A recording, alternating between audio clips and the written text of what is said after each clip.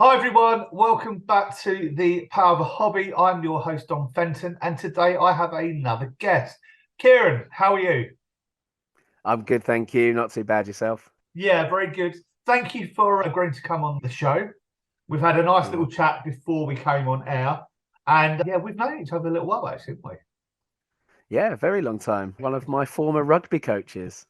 Well, see, this is even the thing now. I'm even getting people that I've worked with before now coming on, and Yeah. I know, but the trouble is everyone makes me feel old because it was probably how old were you? Probably. No, I think it must have been about 14, 15, Yeah. and I'm now halfway to 70. So Yeah, thanks for that. And this is the thing. I love catching up with people, but then it makes me feel old. But that's just the beauty of it. So yeah, thank you for agreeing to come on. So Kieran, for those who don't know you, why don't you introduce yourself? yep. So as we've said already, my name's Kieran. I said I'm halfway to 70. Only just turned 35.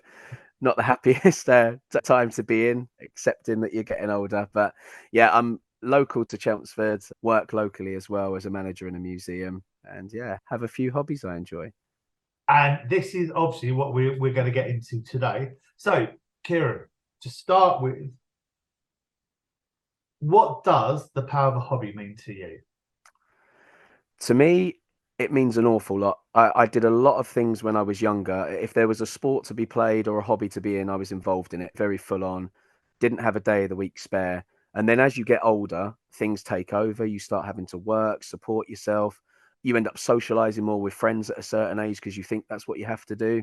And then before you know it, you hit this time where you haven't got any outlet anymore. And people grow up, they start having kids. So the people that were involved in your social life don't go out as much. So for me, I hit a bout of depression. Didn't want to go to work anymore. I couldn't find a way out of it. I don't enjoy talking to strangers.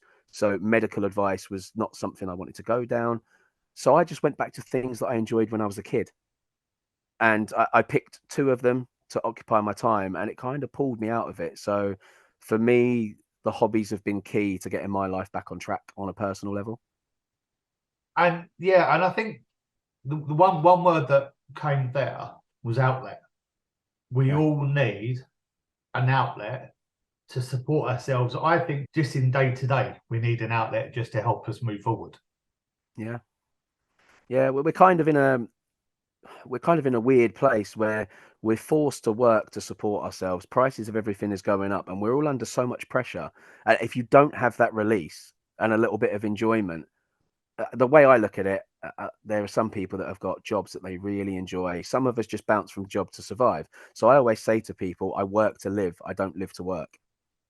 Yeah, no, I love that. So we're going to sort of briefly touch on two hobbies today. Yep. But right, first hobby. What is your first hobby? Yeah. So my first hobby is acting. Right, we need to get into this because I've seen you grow up. Yep. I've seen lots of stuff on social media and stuff like that. So Yeah. talk to me about when it started, how you got into it, and yeah, let's look at your acting journey as of when you began to Yeah. now. Yeah, so it actually started when I was leaving year six, going into year seven. So primary school and secondary school. Fell into it by complete accident. So when you're at primary school, you normally do your school leavers play, which is very cringy. All the parents come, you're forced to do something that nobody wants to do.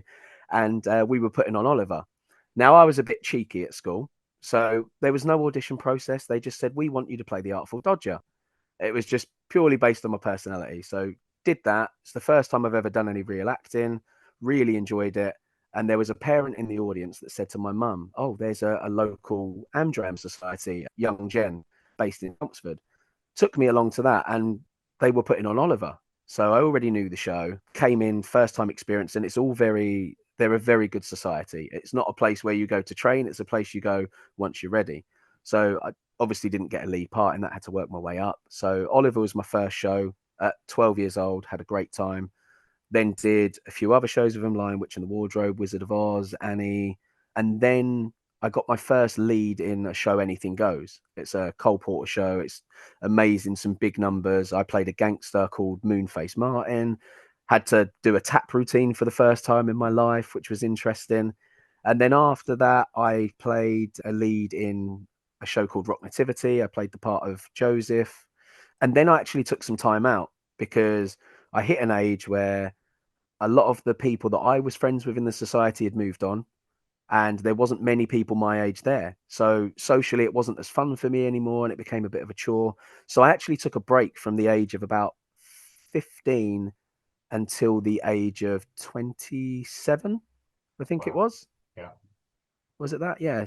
Yeah, long time. Took a very long time out. So I then, as I said, had that bout of depression, and acting was one of the things that I loved when I was younger. A few of my friends were in the adult society, which is called Chaos, another local society.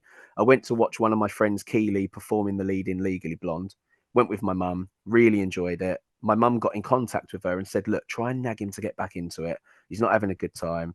And the first show back was Anything Goes for me, which I'd obviously played a lead in Yeah. before. So I went for the same part again, thinking there's no chance. Like, I've been off stage for 12 years now. I'm not going to remember the lines. I'm not going to be able to dance anymore. I don't even know if I can act. I knew I could sort of sing because I'm always singing in the car and the shower and annoying everybody around me. But I auditioned thinking I'll start in the chorus and I'll work my way up like I did as a kid. And I got thrown in at the deep end. I got the same part again as an adult. So, 12 years after I've quit, I'm reprising a role. And quite interestingly, the guy playing the other lead opposite me was the same guy that played the other lead last time. So we were kind of back Wow. together, Yeah. which was, it was great. I enjoyed it so much. And yeah, I've been with this society for 7 years. I've had a few leads. Dirty Rotten Scoundrels, which is an adaptation of the film, played Freddie, which was the Steve Martin part. I've just come off of Priscilla, Queen of the Desert, which was mad. I mean, some of these shows cost like 50 grand to put on. And this is like local shows. Amazing costumes. I played Shrek and Pinocchio. But throughout it, there was a society called the Reject Theatre Company. And they were kind of a spin off from Chaos, but they do plays instead of musicals. Now, they invited me into them. So I've been doing plays as well alongside.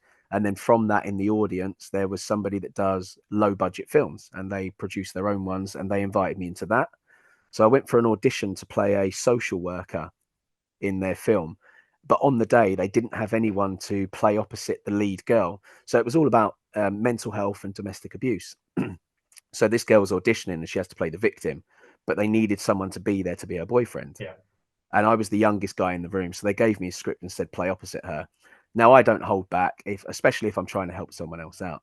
So the idea is I'm meant to get really angry, really aggressive, sort of grabbing her by the throat. The police come in, I have to kick off with them. She's just thinking, the director, that I'm going to read in nice and casually, just so the other girl can do her part. I absolutely explode, and I go from calm as the social worker to exploding as this boyfriend, to the point where, unfortunately for somebody, she had somebody cast as the part. She actually turned them down, and I got cast as that part. Right. Okay. So I've now kind of entered the world of film and TV, which I love. You don't get the audience reaction that you get in a theatre, obviously, but it's a different side, it's a different skill, and that's a route that I now want to go down. What what a journey! And this is I know it's this is what I absolutely love mad. about things. This is what I love about things, because actually, the fact that I think most of us now, and I've got my youngest daughter who's just started secondary school, so I remember the performances. I remember the year six performances. I remember being back at primary school myself. We were a little primary school, and I had the lead role. And I had to top hat and tails, and had to do a little dance, and had to do a little song. And again, I'm probably in some ways, part of me is probably an older version of you. I just annoy people with my singing because I just love singing. I'd never say I'm any good, but I think you can always find songs that make you sound better than you probably are, Oh, definitely, yeah. especially with the tones and stuff, and all the other bits we do. But I think it's just that I think we can all take ourselves back to remember those sort of plays. And the fact that you got so much out of that one performance, Yeah. I think journeys are amazing in terms of how things happen. Did you, I suppose, once you started joining the other groups, Yeah. was that always your intention to? I know you obviously had a break because we know what young people are like. We Yeah. know that having coached sport, we know that there's a certain age where other things come in, whether Yeah. it is social groups, whether it's oh, boys are now interested in girls rather than just playing rugby or playing football, whatever else. So there's always other girls versus boys. Everything, there's always that age. And I just think it's really powerful that it had that much of an impact on you that you also then wanted to go back. Yeah. Yeah. And I think the thing for me, it was so important because it came at the right time in my life when, everything around me felt like it was going wrong. And it was obviously, I didn't realize how powerful it was when I was younger because I just enjoyed being in the shows. I liked getting the credit when I come off stage, people saying, yeah, you were Yeah, amazing. yeah, yeah. But for me, when I looked back and I hit that real low moment and thought, what can I do to get myself out of this? Because everything that I'm being offered everywhere else just is not going to work for me. And I didn't realize it was that powerful until I went back, and it's just been amazing. I've got friends that span now from the age of 18 up to people in their 80s. And how many other hobbies can you do as in your 30s or late 20s where you've got friends that age from 18 to in their 80s, and they're not just people I perform with, they are friends. We socialize, we go down the pub, we go watch shows together. They're people that I would pick up the phone and talk to any day of the week. It's mad. And I think that's a really key bit is actually because we talk a lot about certainly men. Certainly, I know that when I hit one of my dark times, I went back to play rugby. I had a break. Yeah. I then went through divorce, Yeah. had all of that going on, but thought actually the best people knew me as a rugby player. Yeah. And that's who I identified. That's almost who I identified as because I was a coach, I was a player, I was a mate, I was someone that they could phone up, I was someone we'd go out with. So actually, most of my identity growing up was a rugby player. Yeah. And in some way, that's probably similar with you with the acting. Yeah. It was for a bit. And then even stretching back before that, I did karate when I was young. So for a while, I was just, people take the mickey because you do martial arts and they go, oh, you think you're hard. And I was just known as the karate kid Yeah. for a long time until I stopped doing that. And then I became the theatre kid. And unfortunately, when I was doing theatre at the time, it was around the same time as High School Musical. Right. So Okay. yeah, once people at school, because I was doing the theatre outside of school, but then I did a musical in school at Great Baddow, and I thought I was going to get a bit teased about it, and it actually had the opposite effect. But people were jokingly calling me High School Musical because I was playing in all the sports teams as well, and it was kind of like that. He does sport and he does theatre on the Yeah. side. It was hilarious. Yeah. And our paths seem quite similar because, as I said, yeah, because when I started at my secondary school, I was in the chess. I'd played chess at the primary school. We'd Yeah, travel around the country playing chess. And then I was a rugby player, but I was in a school that was a football school. right. But unfortunately for me, it had the effect of I was then bullied for 4 years. Yeah, Children can be mean, children, and for me, it was that bit of going, well, actually, yes, I don't want to, and a trigger warning to anyone. I hit a moment at 15 that I didn't want to be here, but actually, it was the rugby that stopped it because I had an outlet yeah. to see me through. Yeah, and I think rugby, after playing myself, it's a very different world in terms of like your camaraderie with your teammates. Yeah, It's one of those only sports where I've found there doesn't seem to be any jealousy. You can hate the other team on the field. The second you walk off, everybody's on a level playing yeah, field. And the few years that I spent playing rugby, I mean, especially when we went on tour, we were meant to be going to Annonay and we ended up at St Etienne and it was called the not the Annonay tour.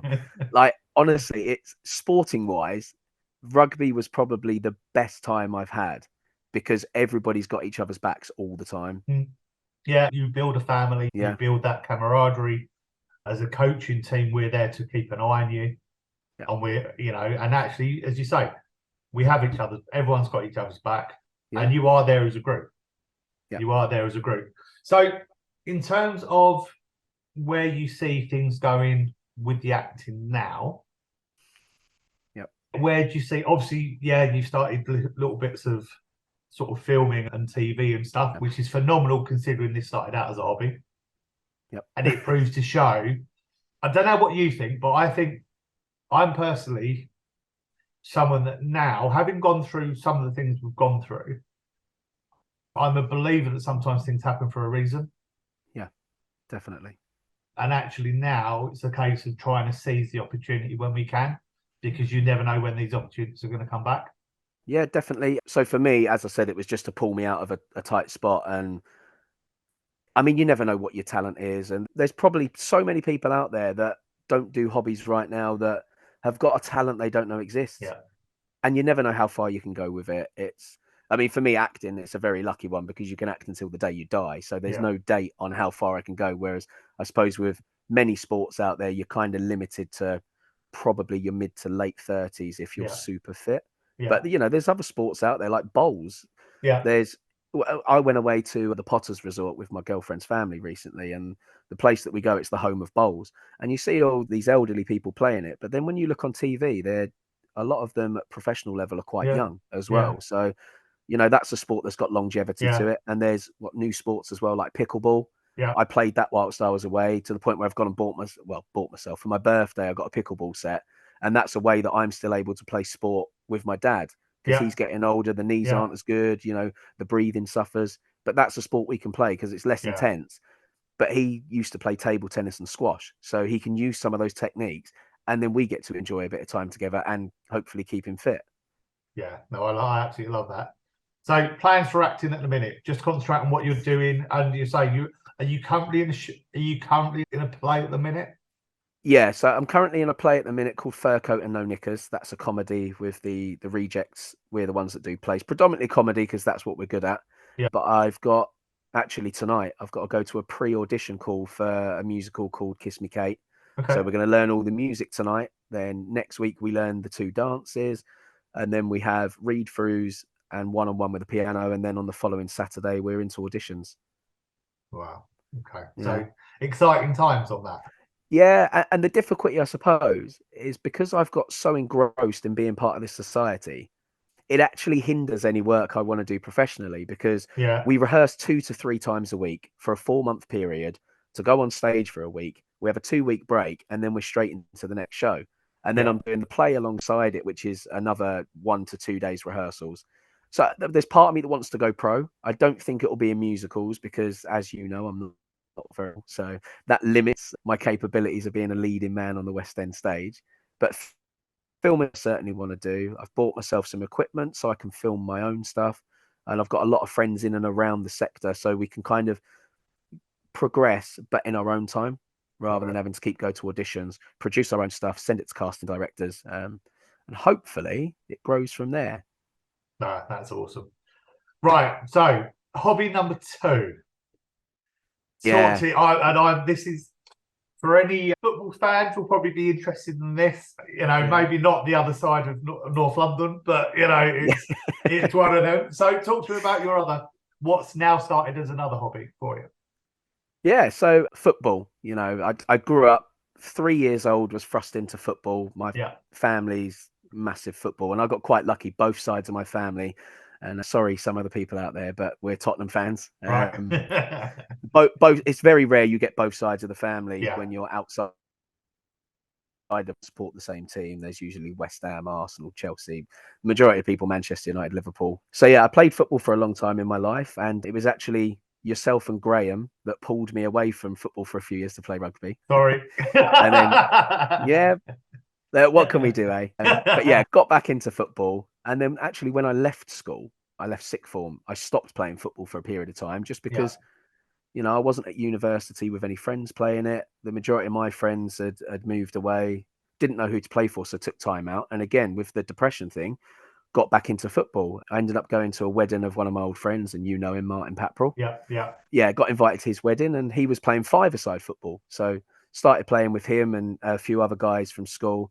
Then got back into 11-a-side, Now I've hit the tender age of 35. I can play veterans football. So I'm now the young, quick one again, which is it's. Go round in circles, isn't it? I know, it's amazing. It's like starting again. My girlfriend hates it because she said, "Well, are you not going to retire soon?" Because professional footballers retire in their mid 30s. And I was like, "No, play vets. And then when I hit 45, I can play super vets. And then after that, I'll be playing walking football." So, unfortunately for her, she's consigned to the Got a fact that life of I'm it. never going to be around. Yeah, there you Yeah. go. But part of the reason the relationship works is because we don't see each other.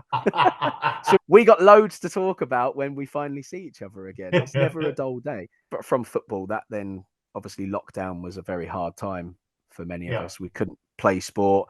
Playing football on your own without any facilities is pretty hard going. It's not, you know, you kick the ball, you got to chase it, you know. So it's a long, boring day. And then so the acting and football kind of coincided, like we were talking about before we came on. I wanted new equipment to do auditions because we couldn't do auditions live. We had to do self tapes. So brought a new microphone, tested it out by talking about football. Unfortunately, it was a game that Tottenham hadn't played very well as my first recording. And then I thought, you know what, I'm just going to upload it to YouTube. And then from there, that's grown. And now football, I get to play football. I get to talk about football. So yeah, I play football twice a week now. I do 5-6-a-side on a Tuesday with some friends. And then I play competitively on a Saturday. And it's a lot more difficult than I thought now because in your 30s, the recovery period is a bit longer. It's a few days instead of the following morning. But yeah, and then I come home, I get to watch football, and then I sit there and talk about it, upload it, and I'm at the point where the channel's a success now. So football it's become important in several ways now because I get to play it and I get to enjoy talking about it, and hopefully people think I know what I'm talking about. Well, people, I think something like football is such a subjective topic. Yeah. And I think that's the beauty of being able to do something like that and providing, this is like, you know, you got to that point with the YouTube that you just like, well, actually, let's just upload it. Yeah. Let's just upload it and just see what happens. So in terms of your channel, what's your channel called? So my channel's called Speaking Spurs. Right. So sometimes it's a bit harder to find because most of the people go down the lines of naming it Tottenham, but you know, I am speaking and it's about Tottenham, but speaking Tottenham doesn't quite sound right. So I went with Speaking Spurs, and it does come up pretty quickly if you type it all in. How many followers have you got now, or how many? Is it subscribed? I suppose. It's subscribers. Yeah. So YouTube, isn't it now? The way you have to do it to start making money, you have to have over 4,000 watch hours, 1,000 subscribers, and there was one other requirement. I can't remember what it is. And normally it takes like 2 to 5 years for this to all kick off. And I got very lucky that I managed it in under a year. So I think subscriber wise, I only float around 1,600 subscribers. But I think part of the reason why mine hasn't exploded more is because I don't rant and rave. I'm quite level headed and I understand business as well. And a lot of people don't like Tottenham's owner because he's a businessman first. But I tend to give a balanced argument. Sometimes that doesn't work in my favor. There's other people out there that sort of scream at the camera and that gets some views. I'm not like that. I want to talk about what I believe in. And if I don't believe in it, it's not a project worth doing. So I will never change myself for the sake of money, likes, or anything like that. And I think that's an important lesson for anyone in life, not just social media, that you need to do what you believe in rather than change yourself to fit the mold. Yeah, completely. And again, I suppose it goes back to seizing the opportunity and seizing the moment and going, you know what? Actually, I'm sort of doing it for myself. Yeah. But actually, if other people want to, social media for you, isn't it? If other people want to tag along and understand it and comment and do all these other things and interact. Yeah.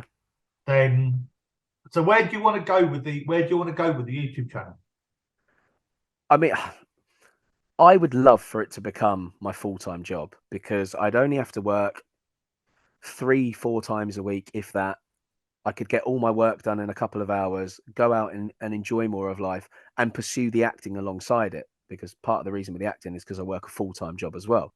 So that's 8 hours a day, 5 days a week that I can't audition, which is crazy. So the YouTube at the same time, if that was to hit and earn me an income, and it doesn't have to be a great income, just what I would be earning now at work, I can survive on. So Yeah.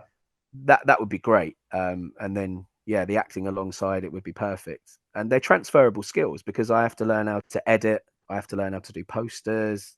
You have to learn how to do the whole social media, how to put yourself out there. So actually, just from this small thing that happened as an accident, I've now kind of become a part-time influencer, social media Yeah. person, Yeah. to the point where if people need posters made or video reels, so with my Amdram Society, to try and sell tickets in the modern day is very hard. So we have to make videos. So I shoot rehearsal videos myself, have to piece them together, put the music with it, put captions in it.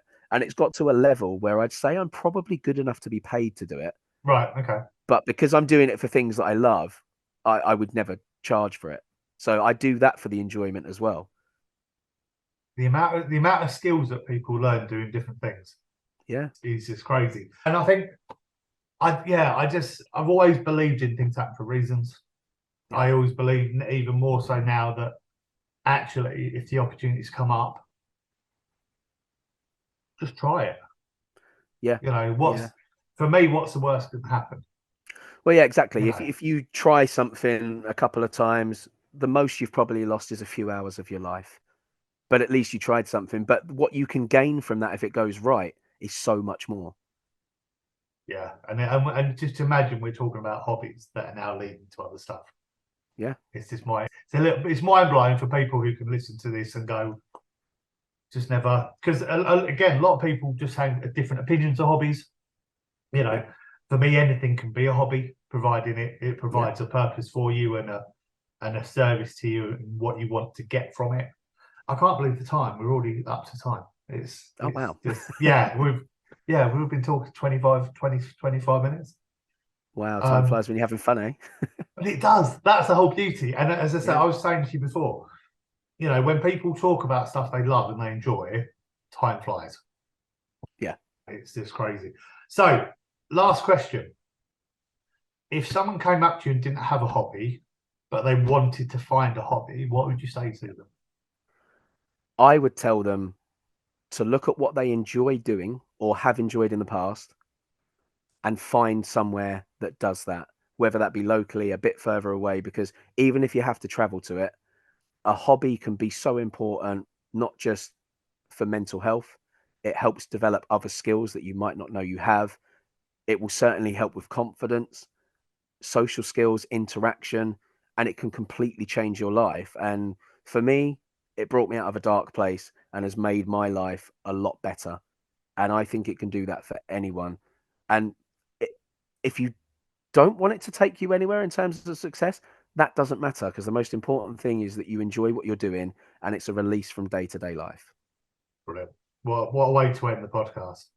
Kieran, where can people find you? Have you got an acting page on social media? Where can people find if they want to sort of see So what I you're haven't, doing? so I haven't actually got my own acting page, but I'm part of KODS, which is Chelmsford Amateur Operatic and Dramatic Society. We're on Facebook and Instagram is at KODS1.